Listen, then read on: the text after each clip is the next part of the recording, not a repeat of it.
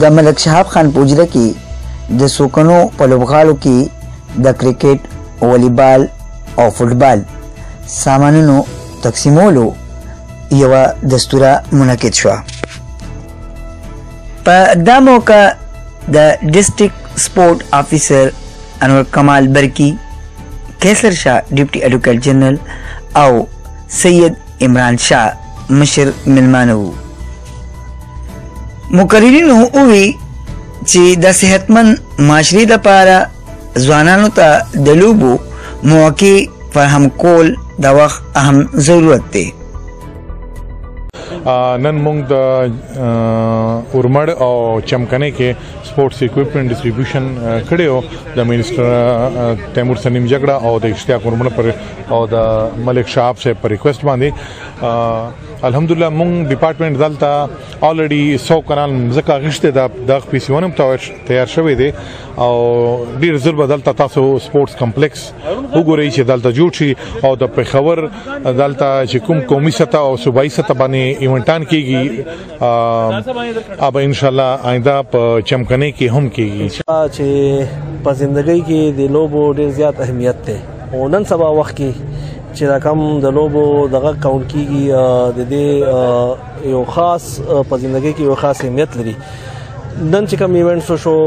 نو څنګه چې پته را چې دا د مونږ د پی ټی آی تعلق چې کوم د سپورټس سره دی او د سپورټس په لحاظ باندې چې دا کوم دلته کې ایونټس شو نو د دې ډېر ښه امپیکټس په دې نوي جنریشن باندې پریوزي او مونږ غواړو چې دا نوې جنریشن چې کوم دی دا مونږ د سپورټس طرف ته مایل کړو. د هغې وجه دا ده چې نن سبا خو تاسو ګورئ د حالات داسې دي چې حالات روان دي د ډرګس طرف ته، د آیس نشه ده، د چرسو نشه ده، نور داسې د معاشرې کې بېراروي دي.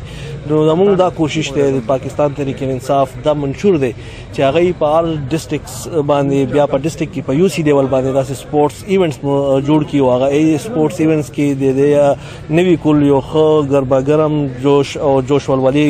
نو په هغې وجې موږ دا خلک دا دې طرف ته مایل کوو. او دویم نمبر زه ستاسو شکریه ادا کوم، ستاسو چمکنی ټي وي زه ډېر زیات مشکور یم، ستاسو اکټیویټیز زه ګورم. دا ډېر ضروري ده چې مخکې ستاسو شکریه ادا کړو چې ستاسو په بدولت باندې خلک دا چمکني اویرنس ډېر ضروري شی دی او کوم اویرنس چې تاسو په دې ټي وي په تھرو باندې په سوشل میډیا په تھرو باندې پھیلوي لګي دا صدقه جاریه ده، د خلکو هیلپ کوي لګیایي. او بل چې کوم دی په ژوند کې ټولو کې امپورټنټ چې کوم یو اسپیکټ دی هغه سپورټس.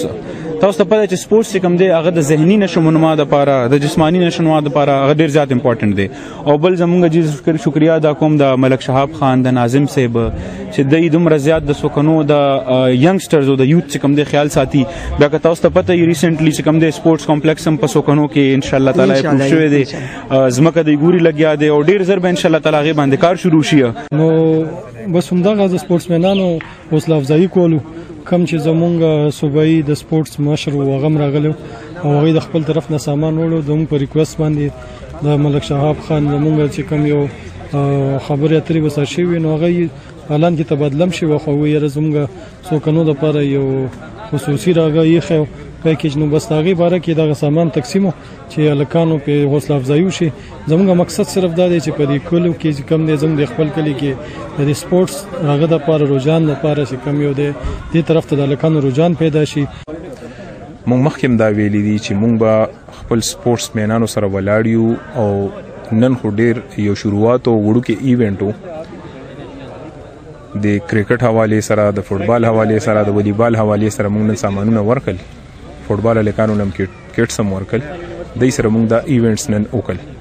څنګه تاسو ته زموږ مشرانو وویل دلته سپورټس کمپلیکس الحمدلله مونږ تیمور سلیم جګړه په وساطت باندې اشتیاق اورمړ په وساطت باندې منظور کړی دی چې هغه راشي د علاقه کې به د سپورټس حوالې سره یو انقلابي اقدام دی، یو انقلاب به راشي، ټول ملګري ټول ځوانان به سپورټس حوالې سره اکټیو شي. مونږ د منسټر په تھرو باندې د ریکویسټ وکړو او نن دا سامانونه مونږ وروړل. سلګ ډېر سامانونه د ملګرو ته فیفا اپروو فوټبال یې ورکړي، کټس هم ورکړل. یقینا په دې باندې به زمونږ دا ځوانان ښه طرف ته او سپورټس طرف ته به راشي، د دوی صحت به هم ښه وي، د دوی رجحان به هم ښه وي، نشو تماشونه به هم بچ وي. زمونږ دا خدمت به د چمکنو دپاره او د دې علاقې دپاره انشاءالله جاري او ساري وي. او نن د خپل پروګرام ورکو شهاب خان او ټول لیکانو چمکني لپاره سپورت سامانونه تقسیم کړ. جی بالکل مطمئن یم موږ د اخر جګړه او سکانو یو کله ده او شهاب خان موږ ته ویلو دعوت راکړو او داغه پترو باندې رالو جی او بیٹو موږ ته ملو شو د اخره د لوبو سامانونه ملاویدو باندې